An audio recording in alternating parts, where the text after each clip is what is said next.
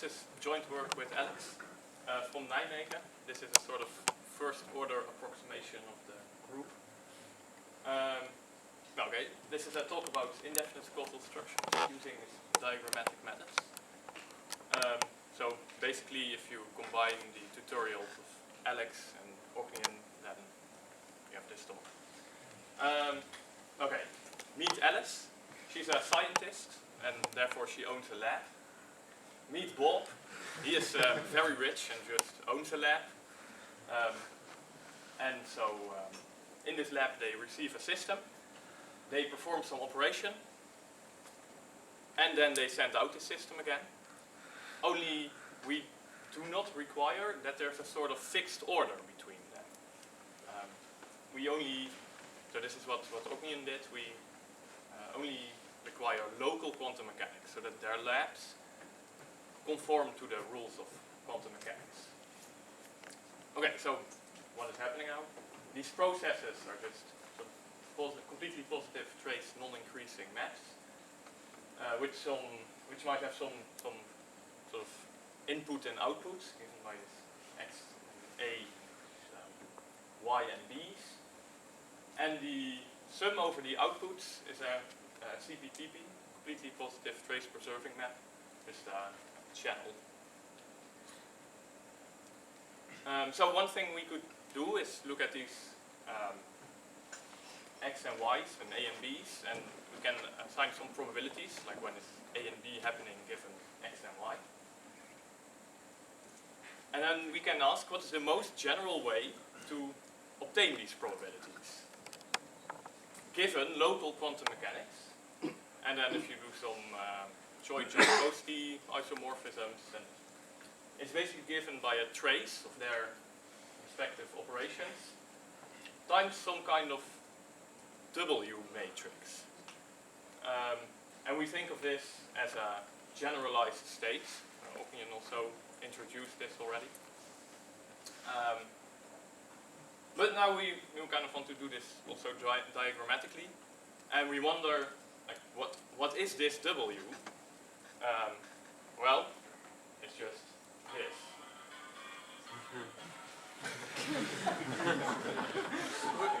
We have something with two holes in there. In this case, going from a trivial to a trivial system. And what we can do is fill up these holes by the stuff from Alice and Bob. And then we have something which is just a number, because it goes from a trivial to a trivial system. Should there be like non-trivial systems attached somewhere on the top or the bottom, then this would be like a normal process.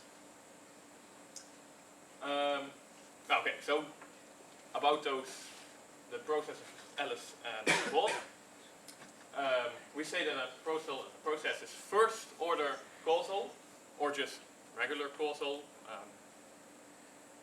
if it's trace preserving. So if we trace it out, then we might as well never have done this psi process anyway. We just threw it away. And with first order causal comes a form of second order causal. Because we have this W with two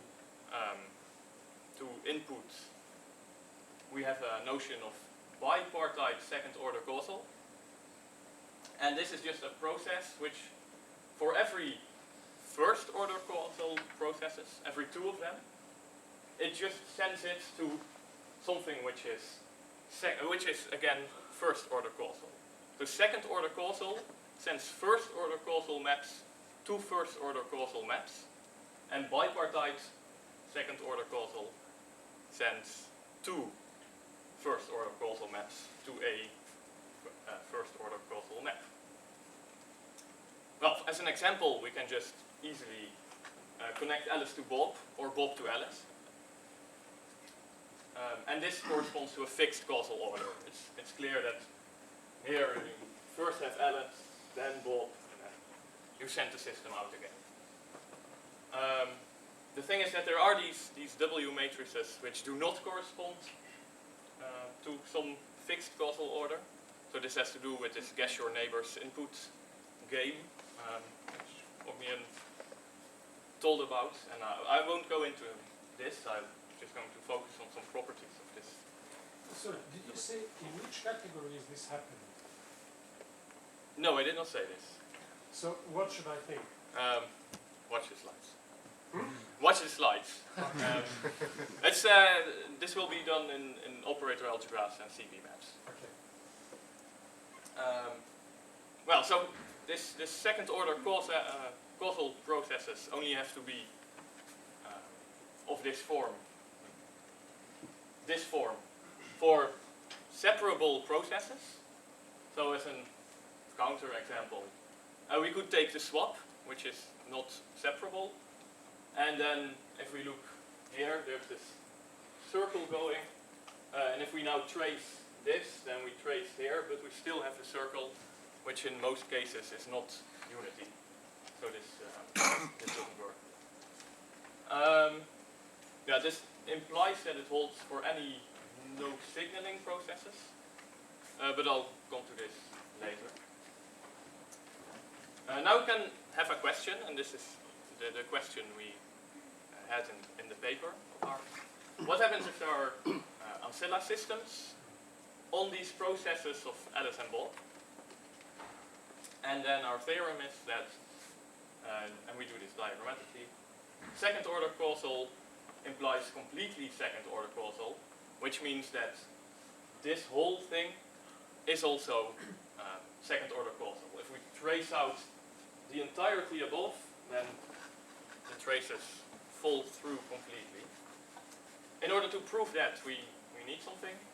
Namely, we say that a process theory has enough causal states if for all normalized states, if you act with two processes on them and then they are equal, this implies that the processes are equal.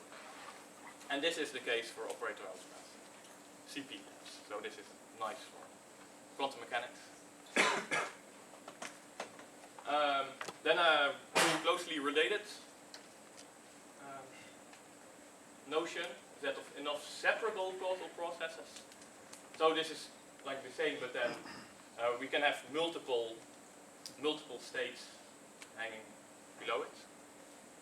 And then this compact closure gives us that if we have enough causal states, then we also have enough separable causal states, because we can just bend up wires. And then if we needed some of them here, then we just bend it up and we only need one.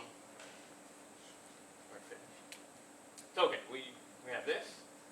Then we note that for these processes of Alice and Bob, if we trace out to the left and plug in some states, then these processes are just normal causal processes. We know what happens if we put these into one of these W matrices.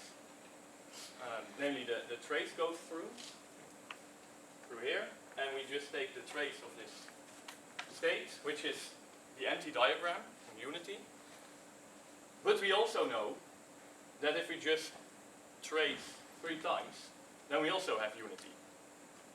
So, because we have these enough separable causal states, these are the same, which is exactly what the theorem said. Now, there's a corollary to this. For this, we need to say that a process is strongly non-signaling if it factors in this form that Alice and Bob just share a state, but they have no other communication. And then corollary is that if a process phi between or with Alice and Bob is strongly non-signaling, then and we have a second order causal map, then we still have a first order causal map if we plug in this strongly non-signaling map. The proof is basically this. We just take out the row, apply the theorem, row is normalized, and we have the trace. So basically this was our paper. We could go to this statement I made about any non-signaling maps, except that so any non-signaling map is a linear combination of separable maps, separable processes. But in order to do this, we kind of need to go outside of this category, and we can do this diagrammatically. So we don't know how to deal with this. We're thinking about this. Yeah, this was the paper. I have some slight additional things. And this is that the swap maps are causal.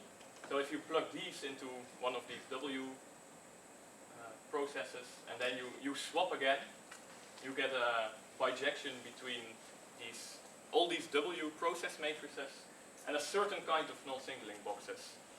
But also to describe these certain kinds of non-signaling boxes, we would need to go outside the realm of CP maps. And we're also not sure how to interpret this. Oh, that's it.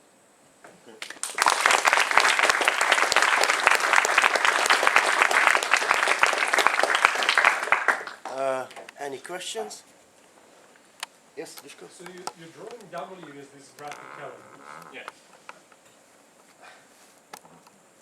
What are the constraints on it? Is it just The constraints, so I had them in here, but I thought Ognian did those very well, and I didn't want to extend my time, so I put them out. This W needs to be positive, and it needs to be completely positive. There are some conditions on the trace of this W.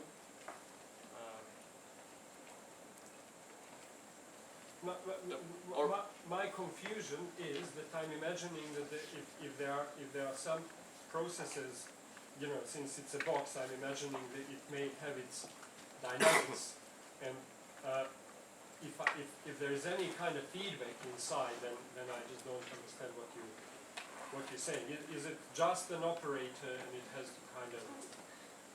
Not just an operator. It's bipartite. You need to plug in two things, and then it's just a process. It sends processes to processes. It's a sort of super map. Or even a super map, because these original things are already called super maps. Matti? In the original process matrix paper, they proved that if the CPTP maps in the local laboratories are diagonal on some basis, so they're essentially classical, that the only W matrices you can have are causal.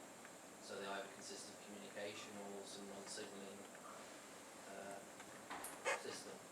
Can you prove something easily, diagrammatically? I guess you have to I'm know what not a classical sure. structure is. We haven't looked at this, so.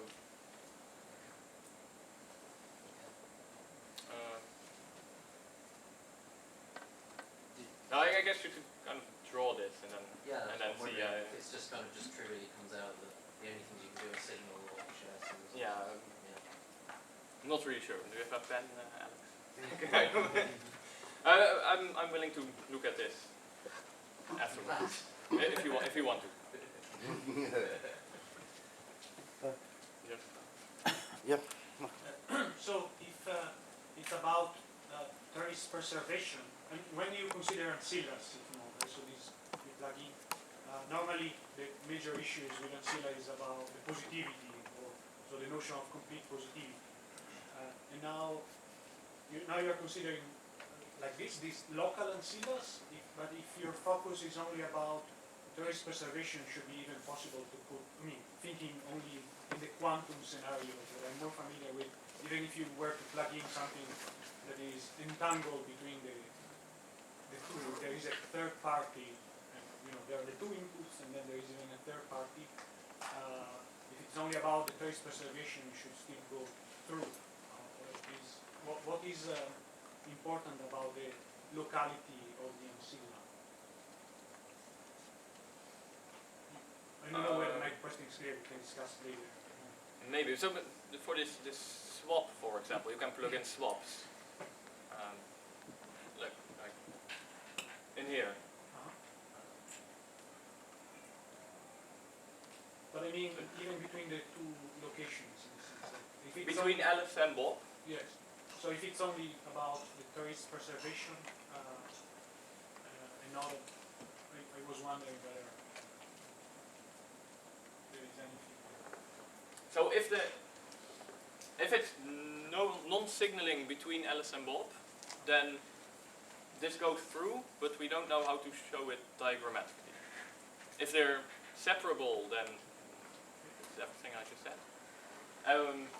If it's only if they only share a state, then diagrammatically you can show it like this. If there's anything in between, then Yeah, why do you call it strongly non-signaling? Because Because it's there on are the nose non-signaling. no.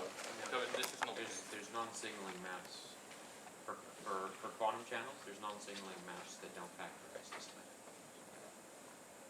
Okay. Yeah, that's quite surprising. PR box is an example. Okay. Some people call those the loose operations, local operations, shared entanglement. Ah, okay. Stefano? So, obviously you can turn these W boxes into linear CP maps by just using the Church-Minkowski-Yellow model. Yeah. And this second order causality condition will not be the first order causality condition. Well, I wouldn't expect it to be. Those will not necessarily be causal when you turn them around, or maybe it's not enough. But perhaps the general question could be, there is a nice categorical characterization of the first order causality as terminality of the tensor unit, for example. If you look into something similar for second order causality, and these W boxes seen as operators, or is that something that's still out there? No, we haven't looked at this. We've looked at them as states, so bending everything up. No, indeed, this is what we looked at. So this is, but wait, there's more, right? So this. Oh, we're looking at this SOC2 right now. thing Can we is- turn this into a non-signaling box? So it's almost the same as non-signaling, but you have to put something else that's sort of unsatisfactory somehow. So Oh, I see. Okay. That's it? That was actually the short. That was the shortest short talk. Yeah, it was over time, I thought I did that, but now I'm annoyed. You beat me to it. it's had two Okay. generations of improvement.